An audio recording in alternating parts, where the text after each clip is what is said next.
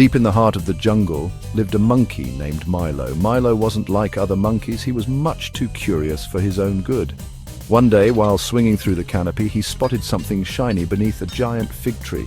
He clambered down, pushing past leafy vines. There, nestled amongst the roots, lay a pair of spectacles. But these weren't ordinary spectacles, these were extraordinary. They were shaped like two bright red hearts.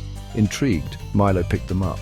He had never seen anything like it. He perched on a branch, holding the spectacles up. "What are these funny things?" he muttered to himself before deciding to try them on. Little did Milo know, his life was about to change forever. The moment Milo put on the heart-shaped spectacles, the jungle around him seemed to shimmer.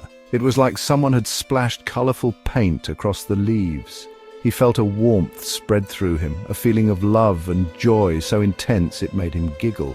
But something even stranger happened. A grumpy-looking sloth was passing by, muttering to himself. Milo, in his newfound joy, beamed at the sloth. The moment their eyes met, the sloth froze. He looked at Milo, then back at his own reflection in a puddle. A slow, goofy grin spread across his face. "Happy to see you too, little fella," the sloth boomed, doing a little jig that would have been more impressive if it wasn't so slow.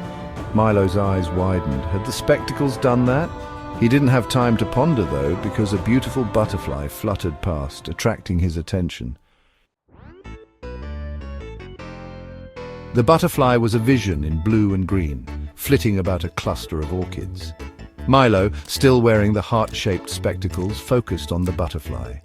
He thought about how much he loved watching it dance among the flowers. The butterfly, as if compelled, landed gently on his nose. It flapped its wings, sending shimmers of color across Milo's vision. Excited by this newfound ability, Milo scampered through the jungle. He used the spectacles to make a grumpy boar sing opera and a shy pangolin perform a cartwheel. Everything was a laugh a minute. The entire jungle seemed to be a stage, and Milo, with his heart-shaped spectacles, was the director of a hilarious, chaotic play. But was it right to control everyone's emotions like that? Milo didn't think about that, not yet. Word of Milo's spectacles spread through the jungle like wildfire. Animals from miles around came to witness his strange and wonderful power. A wise old orangutan, known as the Professor, observed Milo with a worried frown. He sensed something amiss. "This power," he murmured, stroking his long beard thoughtfully, "it is not to be taken lightly." But not everyone shared the Professor's concerns. A sly fox with a glint in his eye saw an opportunity. "Imagine," he whispered to his band of cunning companions, "having the power to make anyone do anything you want." The fox, whose name was Finley, planned to take the spectacles from Milo. He would use their power to become the ruler of the jungle. Milo, oblivious to the danger brewing, continued to entertain the masses. One day, Milo encountered a family of elephants being harassed by a pack of hyenas. The hyenas were laughing cruelly, trying to separate a young calf from its mother.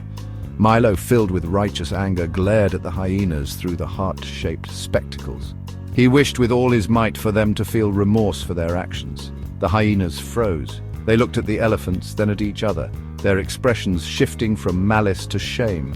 They whimpered apologies and slunk away, tails between their legs. The elephants, safe at last, trumpeted their thanks to Milo. For the first time, Milo felt a pang of something other than joy. He had used the spectacles to inspire negative emotions, and it made him uneasy. Was this really what the heart-shaped spectacles were meant for? Troubled by his growing unease, Milo sought out the Professor. He found the old orangutan meditating under a waterfall. The Professor listened patiently as Milo recounted his experiences, his voice filled with confusion and worry. "The heart sees both the good and the bad, young one," the Professor said, his voice echoing with ancient wisdom. "These spectacles you possess, they are a conduit for the heart's deepest desires." He explained that the spectacles were created long ago by a powerful but lonely creature. This creature, desperate for connection, had poured all its love and longing into the heart-shaped lenses. But the power came with a price, the Professor warned. The creature learned that forcing emotions was not the same as earning them. True connection, he realized, came from understanding, empathy, and sacrifice. Milo listened intently, his heart heavy with the weight of the Professor's words. As Milo sat by the waterfall, pondering the professor's tale, he noticed Finley lurking in the shadows. The sly fox had finally revealed himself, his eyes gleaming with avarice. "Those spectacles belong to me now, monkey," Finley snarled, lunging for Milo. A chaotic chase ensued. Milo, nimble and quick-witted, used the jungle to his advantage, leading Finley on a merry chase through tangled vines and over slippery rocks. But Finley was relentless, his desire for the spectacles fueling his every move. He cornered Milo on a precarious cliff edge, the roaring river below a dizzying drop. "Give them to me or face the consequences," Finley threatened, his voice dripping with malice. Milo knew he had a choice to make. He could use the spectacles to manipulate Finley, to make him feel fear or sadness. But what good would that do? It would only continue the cycle of forced emotions, the very thing that had caused so much trouble in the first place. Looking into Finley's greedy eyes, Milo made his decision. He closed his eyes, took a deep breath, and jumped. He plummeted towards the raging river below, the heart-shaped spectacles still clutched tightly in his hand. Finley, his eyes wide with disbelief, rushed to the edge of the cliff. He peered down, expecting to see Milo broken and defeated on the rocks below. But Milo was nowhere to be seen. He had vanished. The heart-shaped spectacles, their magic spent, lay shattered on a rock, the two heart-shaped lenses dull and lifeless. Finley, his plan foiled, could only howl in frustration.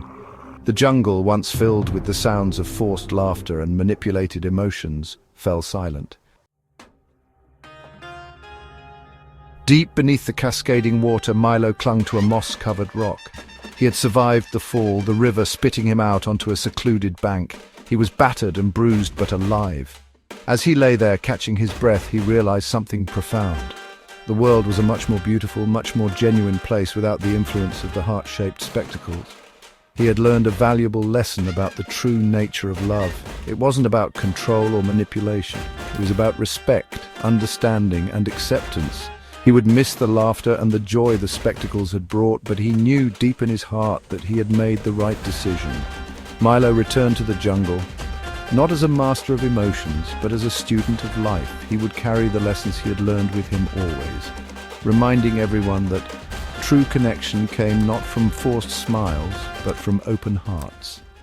The end.